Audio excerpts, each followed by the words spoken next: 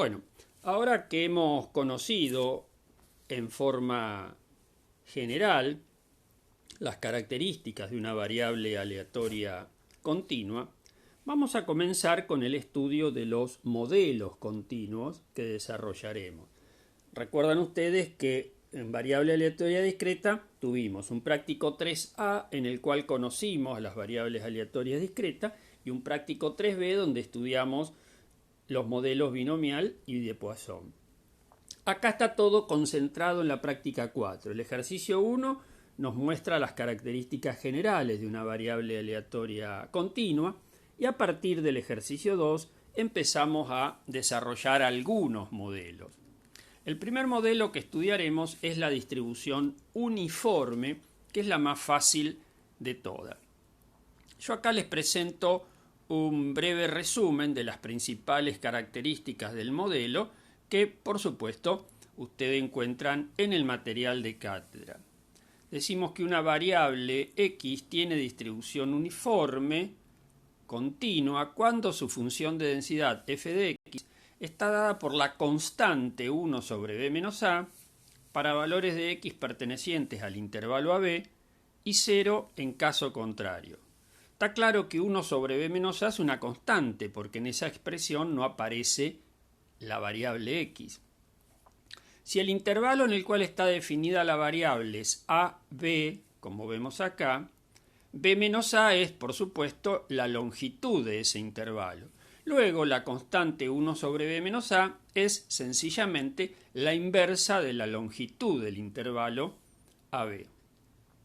Recurriendo una vez más a esta notación, decimos entonces que x tiene una distribución uniforme donde los parámetros de la función de densidad son a y b.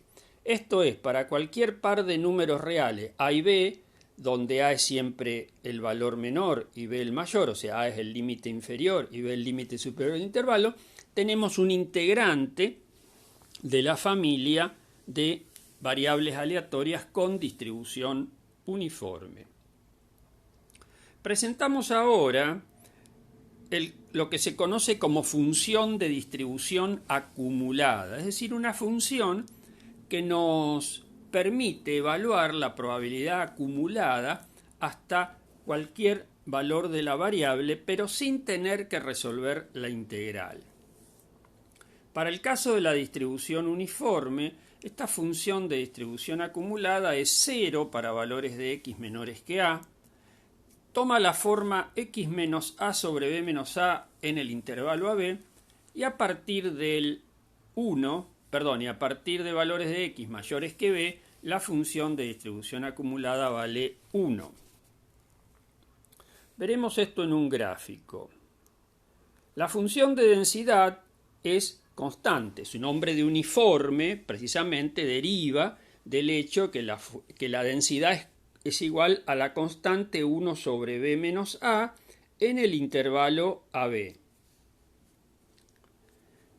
La función de distribución acumulada que estamos mostrando en esta presentación tiene esta representación. A la izquierda de A es 0, entre A y B es una recta con pendiente positiva y a partir de B es igual a 1. Así como anteriormente mencionamos las propiedades de una función de densidad, podemos mencionar ahora, aunque no están escritas en este material, las propiedades de la función de distribución acumulada. Función de distribución acumulada tiene como límite por la izquierda, o sea, cuando x tiende a menos infinito, f de x es igual a 0. Es decir, si lo decimos de una manera no tan formal, f de menos infinito es igual a 0. Por la derecha, ¿qué pasa? El límite de la función de distribución acumulada cuando x tiende a más infinito es 1. Dicho también de manera no tan rigurosa, f de más infinito es 1. Y además, la función es no decreciente.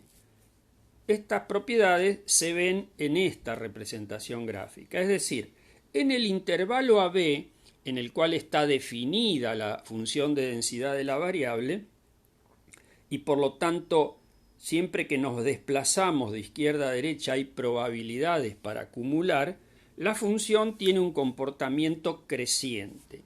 A la izquierda de A y a la derecha de B, donde no hay área, donde no hay probabilidad porque la densidad es 0, la función de distribución acumulada es constante. Primero es constante igual a 0 y después es constante igual a 1, que es el valor máximo que alcanza en x igual b. O sea, la función de distribución acumulada nunca decrece porque si acumula probabilidades y las probabilidades son no negativas, lógicamente la función de distribución acumulada no podrá decrecer.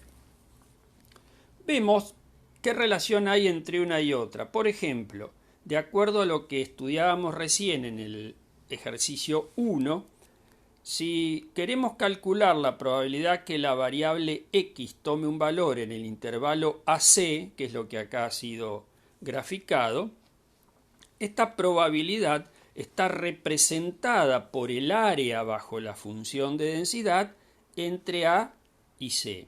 En este caso también lo podemos resolver por el procedimiento genérico de las integrales definidas o calculando el área del rectángulo que está representado por esta probabilidad.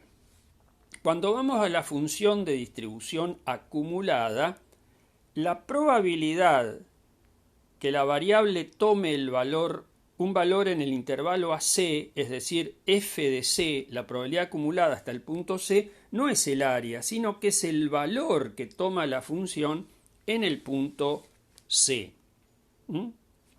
La función de densidad, la probabilidad es el área, entonces, bajo dicha función en el intervalo correspondiente, para la función de distribución acumulada, la probabilidad es el valor que la función toma en el punto C en este caso.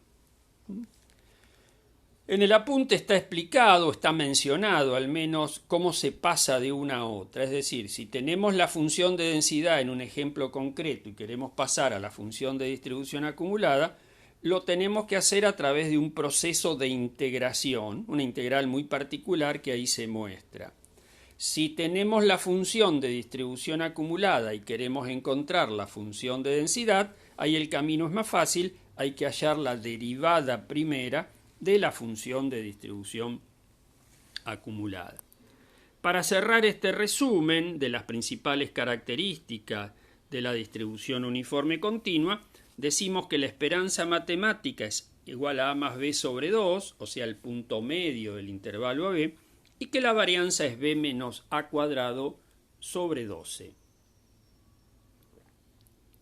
Como vemos, según decíamos al principio, conociendo A y B, tenemos todos los elementos, todas las características de la variable aleatoria. Tenemos la función de densidad, tendremos la función de distribución acumulada y también podemos conocer la esperanza y la varianza.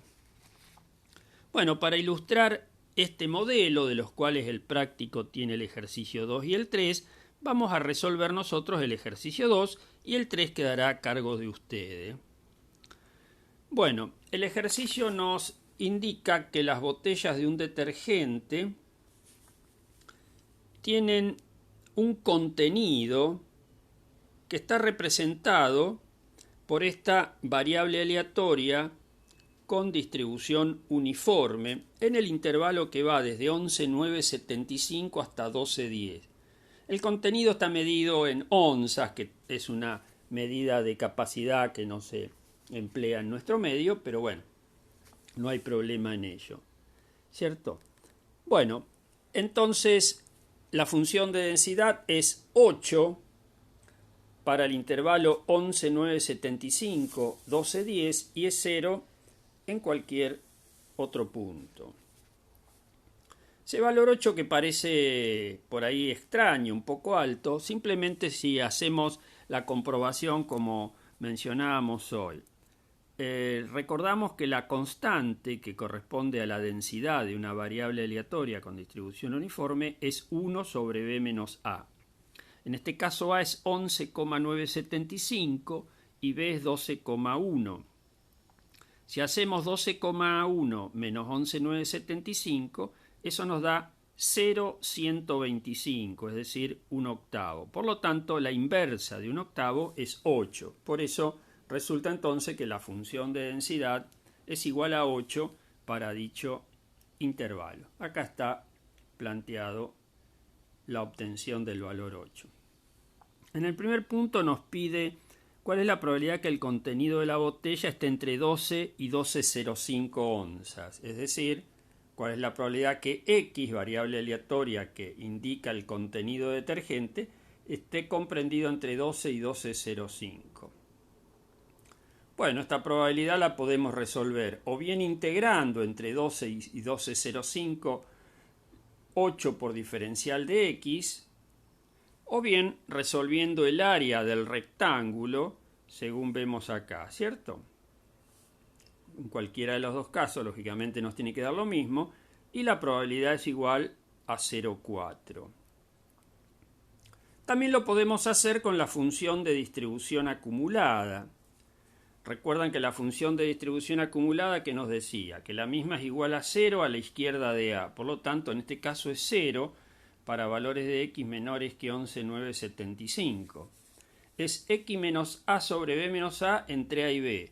Por lo tanto, en nuestro ejemplo es X menos 11,975 sobre 0,125, o sea, B menos A, entre los valores de A y B. Y es 1 a partir de B, o sea, 1 si X es mayor de 12,1.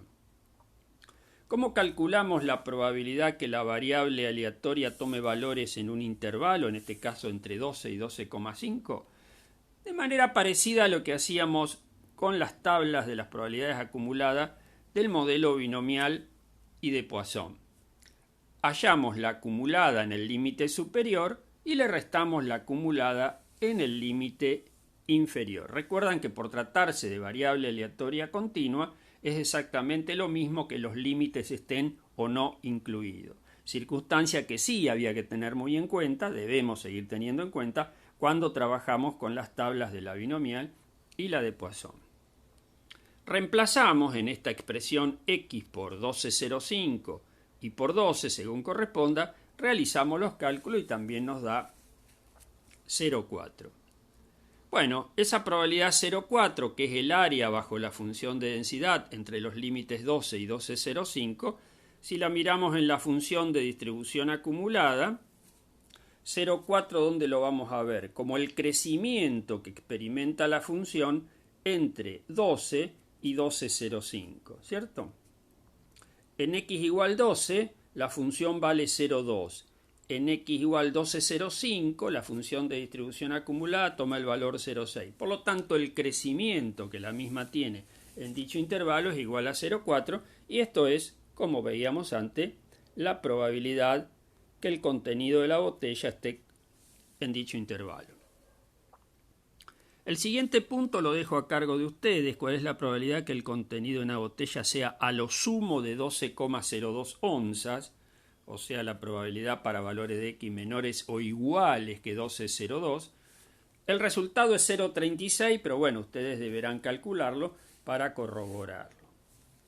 En el punto C nos dice, en el control de calidad se acepta que una botella sea llenada con al menos 0,03 onzas. Perdón, acá hay una nueva versión del práctico, dice, si no lo tienen, el que yo empezaba a leer recién no es el correcto. En el control de calidad se acepta que el contenido de una botella difiera del valor indicado en la etiqueta en no más de 0,03 onzas. Si volvemos al inicio del enunciado, la etiqueta dice que la botella contiene 12 onzas. No obstante, nosotros vemos que en realidad puede tener menos o puede tener más. Entonces, control de calidad fija una pauta, un estándar de calidad, que es, si la botella tiene, a partir de 12, que es lo que la etiqueta dice, 12 más menos 0,03 onzas, se acepta. Caso contrario, la botella se rechaza y no se podrá comercializar. Entonces, ¿eso cómo lo expresamos? Que el valor absoluto entre el contenido de la botella, o sea, X y 12, sea menor o igual que 0,03, ¿cierto? Esto quiere decir que control de calidad acepta que el contenido de la botella difiera de lo indicado en la etiqueta, que es 12 onzas, como máximo en 0,03 onzas. Bueno, si aplicamos el concepto de valor absoluto de esta manera, llegamos a que en realidad control de calidad acepta la botella si contiene entre 11,97, o sea 12 menos 0,03, y 12,03, que es 12 más 0,03. Por lo tanto, vamos a calcular la probabilidad que una botella esté dentro de lo que control de calidad exige. O sea, ¿cuál es la probabilidad que la variable tome un valor entre 11,97 y 12,03? En realidad, nuestra variable tiene un recorrido que empieza en 11,975. Por lo tanto, el intervalo cuyo límite inferior es 11,97 lo tenemos que adaptar a la realidad de nuestra variable. Entonces, si bien control de calidad acepta que el contenido esté entre 11,97 y 12,03, para el cálculo de la probabilidad de que la botella esté dentro de los estándares de calidad, tenemos que correr el límite inferior hasta 11,975 porque el rango de la variable empieza allí. Entonces calculamos la probabilidad para el intervalo 11,975 y 12,03. La calculamos o por la integral o por el área del rectángulo resultante y nos da 0,44.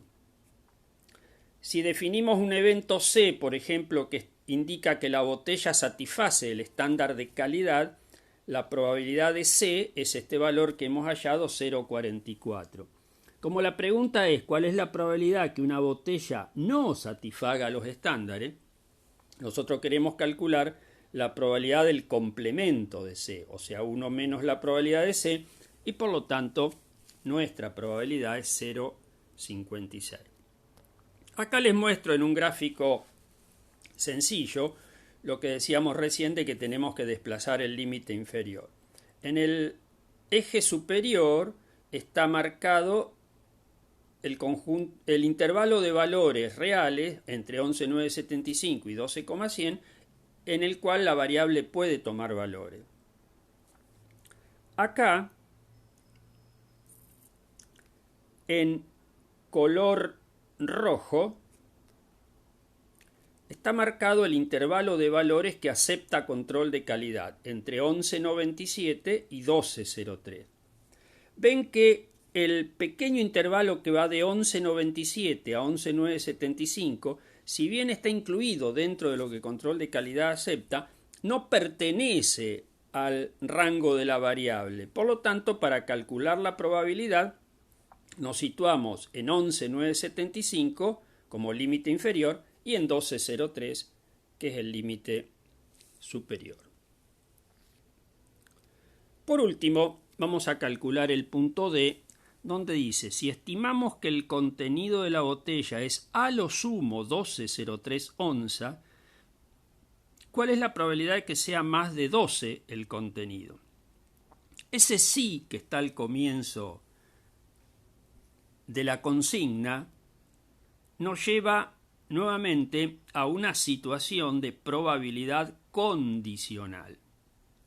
Quiere decir que lo que se menciona al principio, encabezado por la conjunción sí condicional, es el condicionante. Si estimamos que el contenido de la botella es a lo sumo 12,03, dado que el contenido es menor o igual que 12,03, a lo sumo, ¿cuál es la probabilidad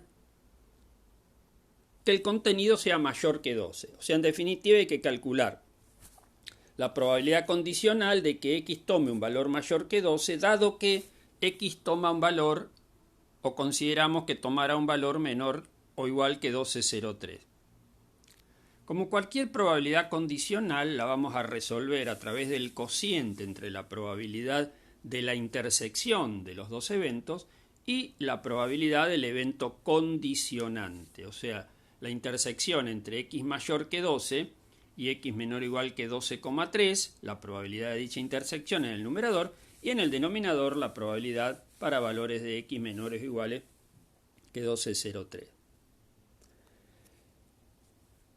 La intersección entre un intervalo que plantea que x es mayor que 12 y otro intervalo que nos indica que x es menor o igual que 12,03, que nos va a dar un nuevo intervalo entre 12 abierto y 12,03 cerrado.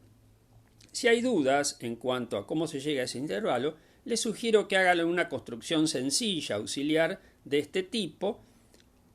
La intersección está dada por aquel intervalo en el cual se superponen, se solapan los dos anteriores. Bueno, resolvemos numerador y denominador, o bien con integrales definidas o con la superficie de los rectángulos, y llegamos finalmente a este resultado.